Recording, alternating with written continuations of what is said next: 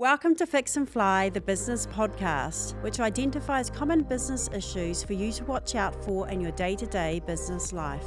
So tune in every fortnight where we speak to leaders of corporates to SMEs where you can implement their strategies into your business. I'm your host, Larissa Logan from Fixity, where we help turn businesses around. Hi Shelley, welcome to the Fix and Fly podcast. Thanks, Larissa. Thanks for the invitation. You're a business broker at Kakapo. Do you want to tell us a little bit about your journey to becoming a business broker? I did have my own business for 25 odd years, importing water skis and wakeboards. It was a business of passion. And during the 2008 recession, or what do they call it, the GFC, that business ended up declining. And we sold it. And my husband at the time said, well, you better get a fucking job. So I thought, okay, what can I do? Sales. And I plugged it into Trade Me, and then I put sales, highest paid. And it said business broker. And I was like, actually, I know someone who does that. I might just call him.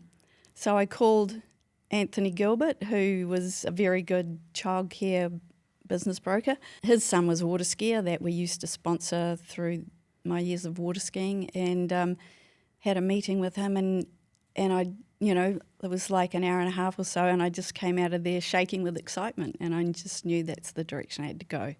So did the course, which isn't easy. I didn't really like school that much, but I got through that to get the qualification you needed to be a broker, and just sort of ran like mad to get good at it. Amazing. And you've been doing it ever since? Yeah, that's probably 12 years ago. So you must have worked with hundreds of SMEs across New Zealand over the years. I have. I've actually sold over 150 businesses. Wow. Usually do 10 to 15 a year, and a few multi-million-dollar ones, but mostly, the sweet spot for, listing and selling within a reasonable time frame is usually between, $200,000 and $800,000. That'd be where most of the business sales would sit that I do. And over the last few years, we've seen some really tough economic conditions in New Zealand.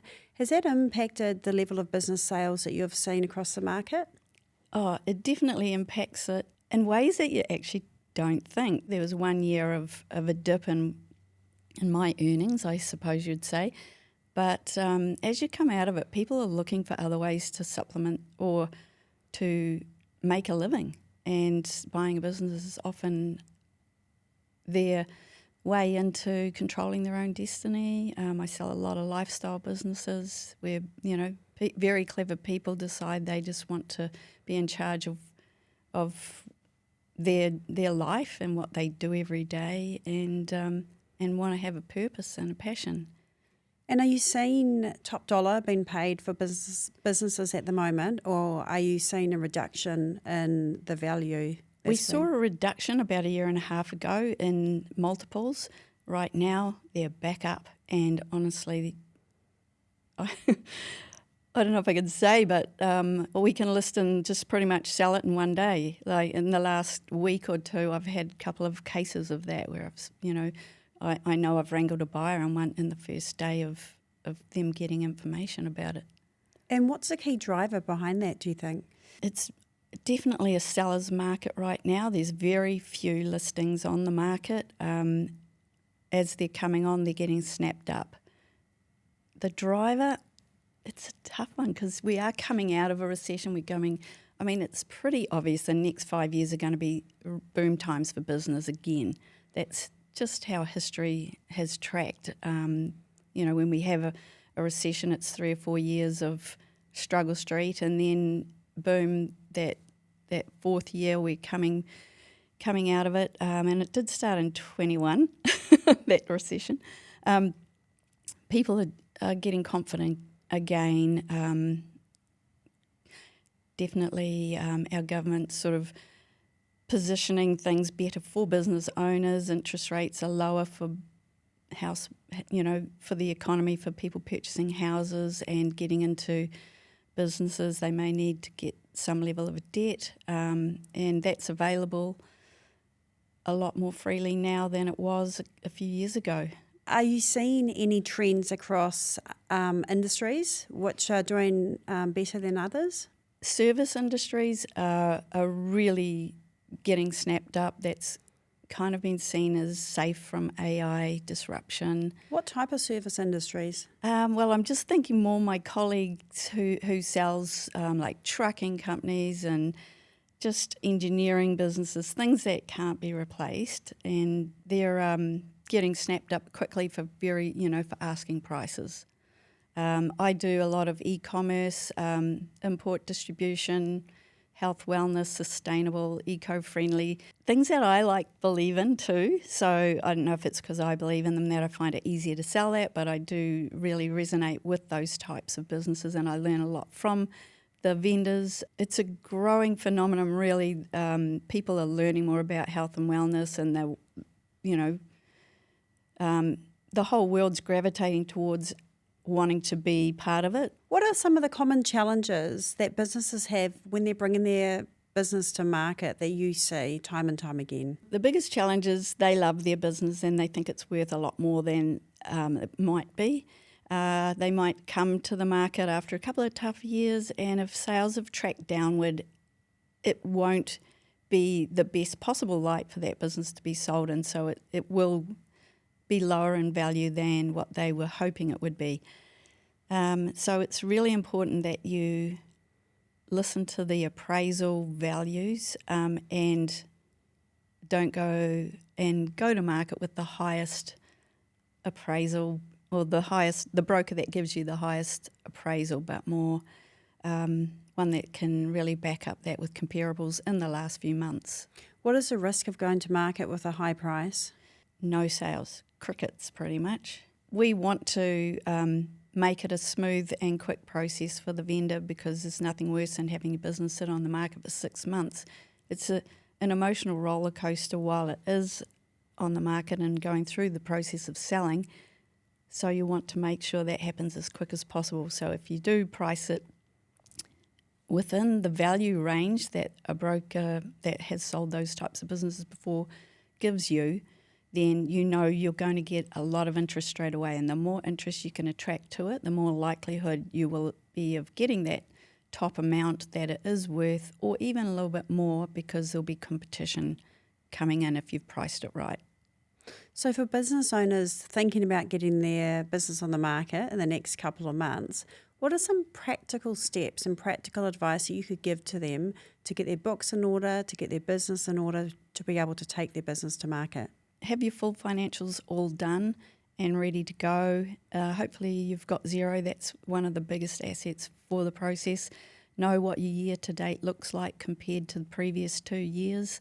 Maybe get a month-by-month P&L for the last 2.5 years, and have a look at the trend of your sales, because that's really, people are buying a profit, not, they might love the product, but really the value's only based on what you've proven, and perhaps what you might have proven is coming in the next year. So are you referring to a forecast? Yeah. So if you do have good basis for a good forecast, that can add value as well, and perhaps we can give a few more points to the multiple if we've got a really nice looking forecast that's backed by solid foundations. So it sounds like to me that not everyone has a forecast. Is that accurate? A lot of people in business do just sort of fly by. What percentage do you think?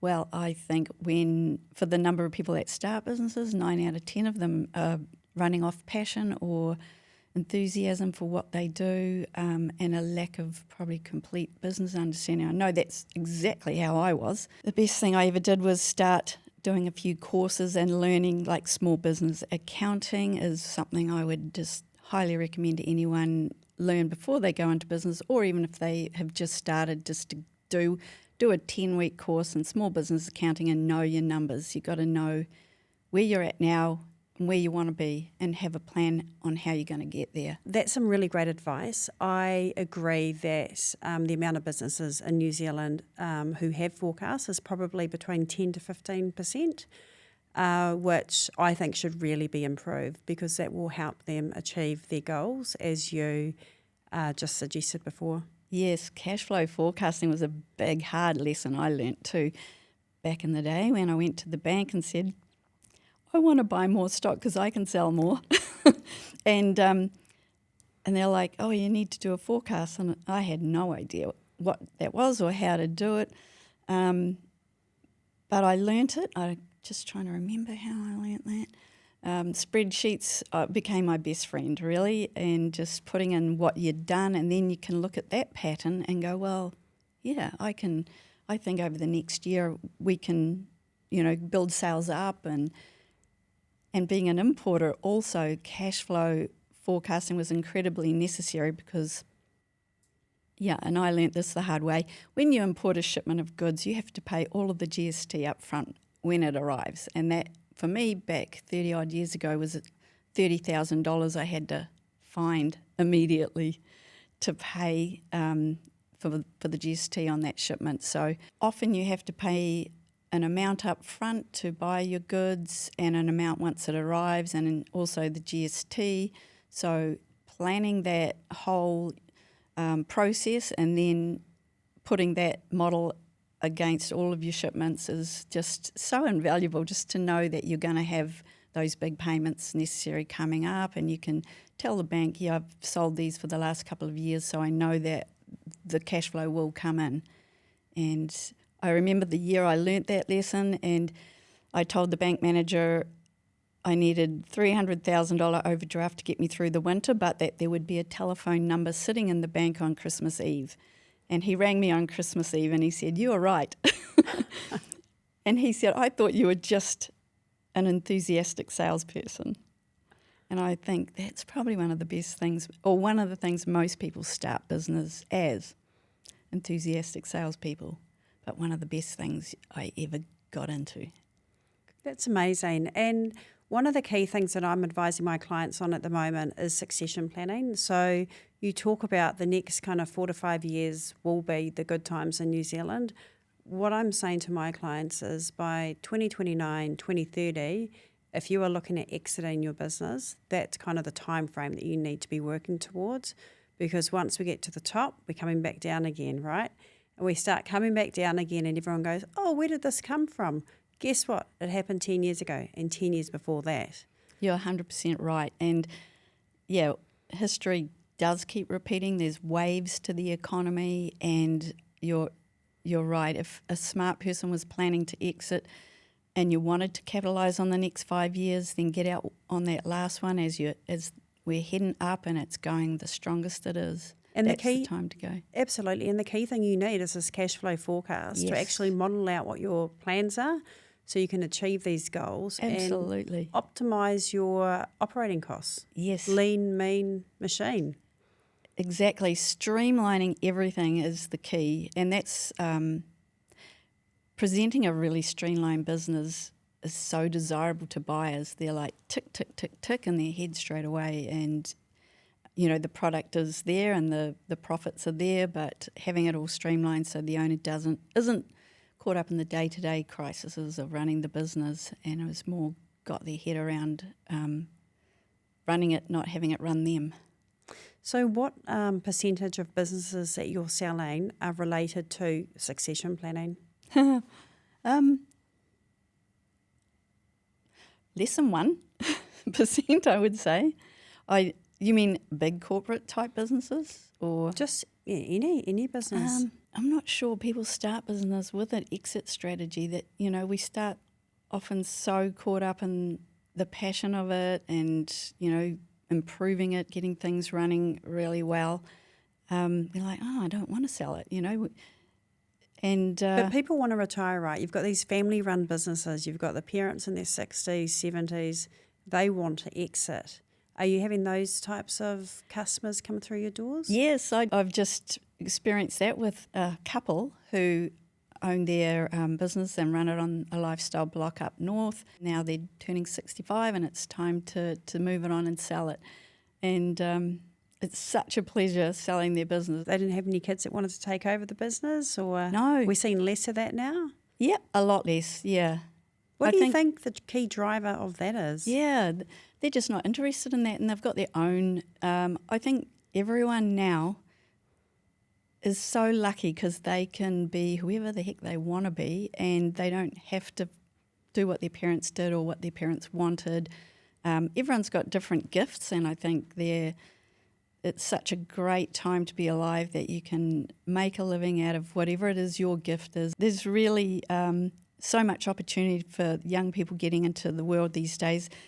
They're really wanting to do what it is inside them that needs to be expressed, and it may not be mum and dad's business, but it's still a great business, and someone else will see the potential and the value for them and how they can take it to the next level perhaps.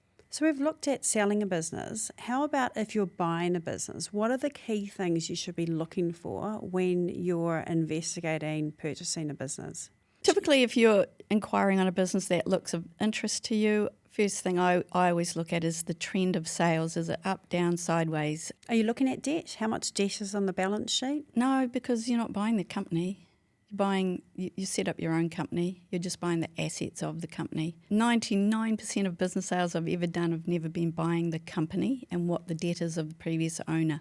So as a buyer, you might, like their debt is not going to be taken on by the purchaser, but the purchaser needs to know what debt they might need to get into to run this business, not just buy it, but to run it. And like you say, that's understanding the cash flow. So if you're an importer, you might need to know you've got to spend 70 grand on stock in about 4 months' time. So how are you going to get that? And are you going to make arrangements with the bank, or are you going to have enough from sales to cash flow that? So valuations are equally as important, obviously, of the assets. Are all valuations equal, or do you get a huge range between different valuers? Most of the business I sell don't have any fixed assets. They're e-commerce, so it's just a bit of shelving or whatever, and assets. Inventory? Yeah. Stock that is needs really, to be valued, 100%. right? So, stock is stock, and so it's important for the seller and the buyer to know if that's current stock, and it typically is stock at the cost to get it into the store of the business owner. So it will include freight and any other costs involved to get it in. A good business owner will have a record of exactly what each shipment costs them to get them into store, and they'll be able to prove those costs when you do a stock take at the end of the day, at settlement. Yeah, one of the key things I see on liquidation is we'll go in, inventory is, say it's 100 grand on the balance sheet. There's not 100 grand of stock there. There's probably 20 grand missing. There's 20 grand that's obsolete, maybe another 20 that relates to last season. And so really the real value of the inventory is much smaller than it was on the balance sheet. So are you seeing those types of challenges when people are coming to buy a business? You're 100% right. And a lot of business owners are a bit lazy and don't do a proper stock take every year, but it is really important to do that and have an accurate stock take at the end of each financial year. And if anything's old, it gets sold off, or nowadays I'm finding people are a lot better at actually clearing out old stock, and like the value of stock really will only be at that cost if it's a year old, within a year old. If it's older than that, it's going to likely be discounted during the process of the business sale. Are there any other top tips you can give SME business owners around purchasing or selling a business? If it's a seller's market, be prepared to pay what the vendor's asking, and be respectful of that rather than try and just look for all of the reasons to devalue or not to buy it.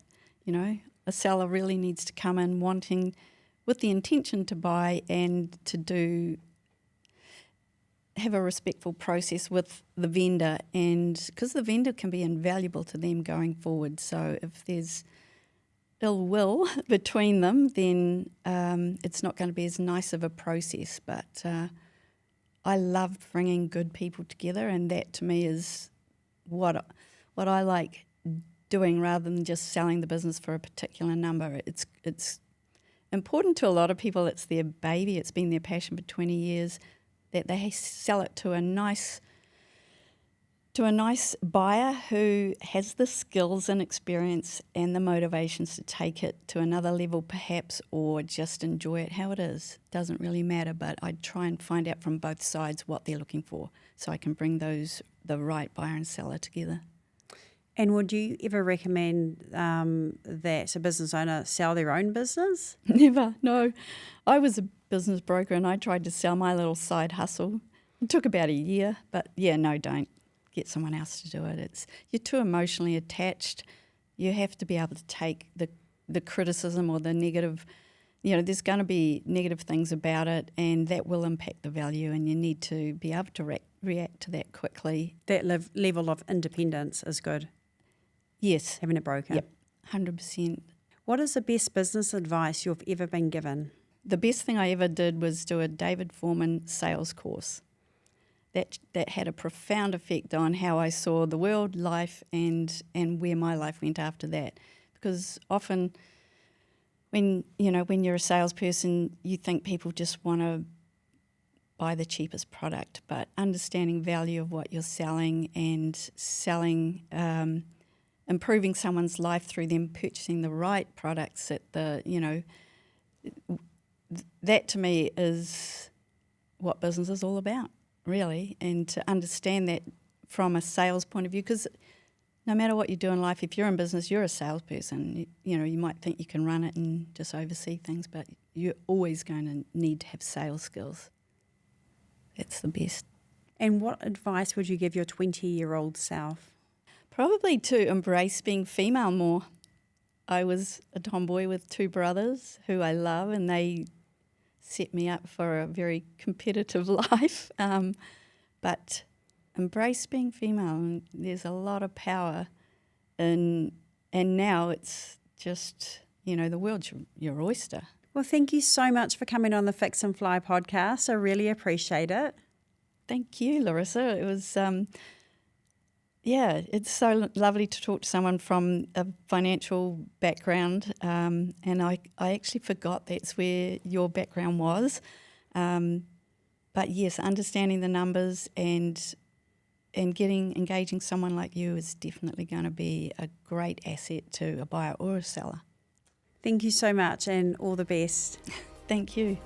Thank you so much for watching this episode. If you enjoy the Fix and Fly podcast, make sure you like, comment and subscribe, and share with anyone you think will find this useful. We look forward to seeing you next time.